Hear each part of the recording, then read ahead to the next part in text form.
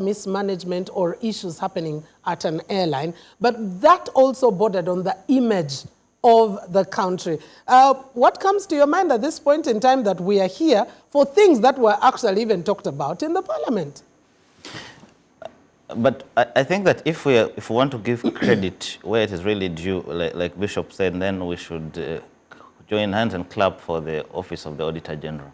Yeah. Because the accountability circle works in such a way that even the committees of parliament that are claiming credit for, yes, they do a very fundamental job, the accountability committees, but it originates from the Auditor General's report. Yeah. And Mildred, this morning I was remembering that when Uganda Airlines was being started, we sat here and I made a comment, and after that, when I got out, I got a call from Flight Captain Mike Mukula, and he said, you know, the aviation industry, just like the banking sector, works on trust. Yes. And they said, I want you people to be a little bit more positive and give this young airline a chance. I had said it is dead on arrival. I remember as a journalist back then, I had said it's dead on arrival. But you know, and I told him, my faith in this thing is purely on you, because you understand the industry and things like that. So I think the Uganda Airlines question went beyond. At the time the report came to Parliament, it was, I think a lot of people looked at it in the aspect of, let's give this airline a chance for redemption. But if you had subjected it to a rigorous, open criticism of members of Parliament, including experts, those who are just speaking politics and everything, it was going to put the airline flat on its back at that point. And I think that some of the actions were actually in good faith intended to make sure that they give the team a chance.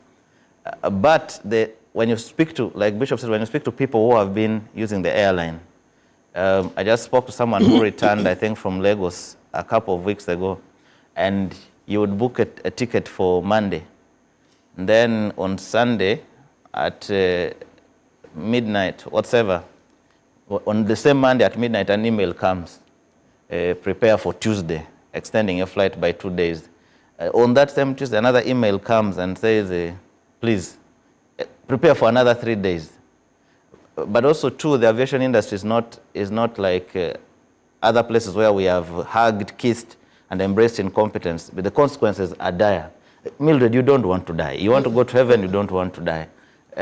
But also, like Bishop said, in the sky, there's no NOOP, no FDC, no nothing. Yeah. Anything goes wrong, everybody's affected. Yes. And don't forget, who flies the most? There's clearly not the everyday person on the streets. The people who fear to die the most are the most in the skies. So for me, I think the conversation should be around, I still think that as a country, we did not have a serious conversation, reflective conversation, before restarting the Uganda Airlines. It had collapsed before. What made it fail? What did we do to mitigate the factors that made it fail?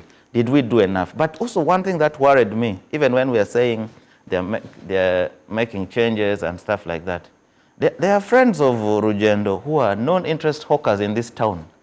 They're already promising people promotions. In Makerere, leave me alone now. Leave me alone. They're already promising people people outside the airline, outside the board, outside the ministry. I've seen some of them speak on behalf of government and appointing a CEO. They have appointed CEOs, but State House has come out and said, no, the Mugurusi is not the CEO now. So that shows you something about how that airline is run.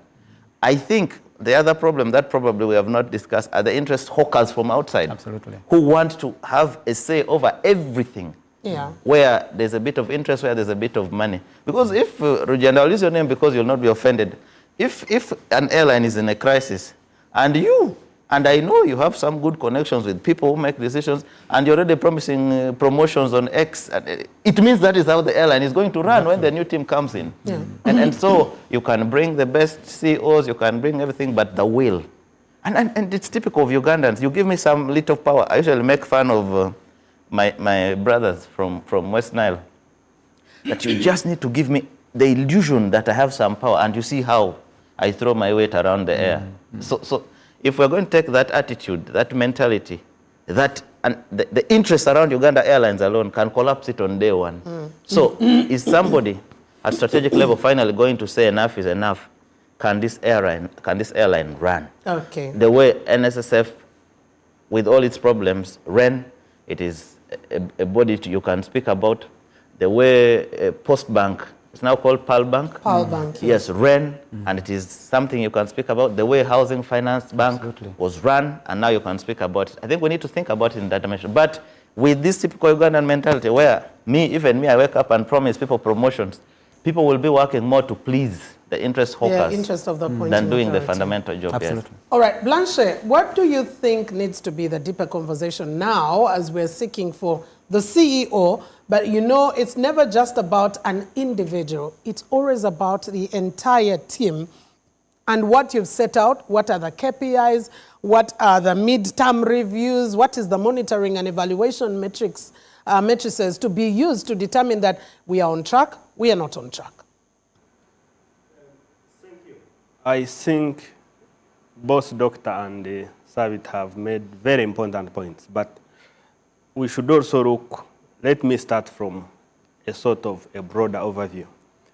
Running an airline in Africa is extremely very difficult, very challenging.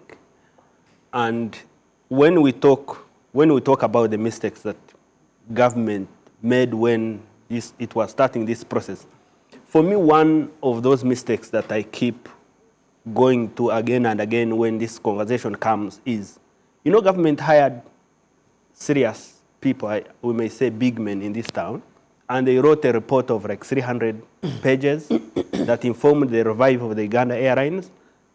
And in the report they said after 3 years, the airline would break even, would start making profits in the first year. How do you write such a report? I don't even want to describe it using ugly words. But the reality is, when you look at airlines like in Kenya Airways, with its freight, in a period of more than, from 2010 up to 2025, it made profits once. It made profits in 2025, I think, of around $40 million. And then you have the Uganda Air. I don't think it has ever made profits. It has been around for a quarter century. So when we are starting this airline, that's the conversation, that's the reality that these people should have looked at. Okay, you're going to start an airline. It may take you 20 years, 25 years without making profits, and you're going to be injecting in money year in, year out. What kind of management do you need for that airline?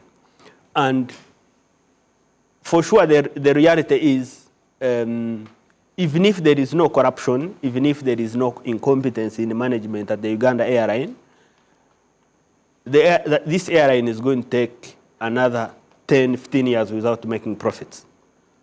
So that shows you that... Based on the benchmark that other African airlines are not, or there could be a totally different system Uganda Airlines could adopt. It cannot. It cannot because the nature of our market on the continent, not so many people are traveling in Africa. So for you to break even, you need to be having, I think I was looking at the financial statements of Uganda Airlines. It has a revenue of $400 million US dollars, but it's not even close to making a profit. You have a revenue of $400 million, but you are not close to making a profit. That's around 1.3 trillion Uganda shillings. That's a lot of money. So the reality is the nature of the market that we have in Africa does not allow airlines to break even quickly. And actually, some of the things that we are seeing, actually, which we need to think about, is that Ethiopia Airlines actually is running a lot of airlines in Africa. You may see, like in, I think, Marau Airlines, you will see it as Marau Airlines, but it's run by Ethiopia Airlines. I think Ethiopia Airlines has more than 50-55% stake in that airlines, It runs some other airlines in West Africa. So those are some of the discussions that we should have had. Okay. Should you start an airline on your own, or you should work with someone? Actually, I think Qatar Airways has also acquired stakes in the Uganda Airlines.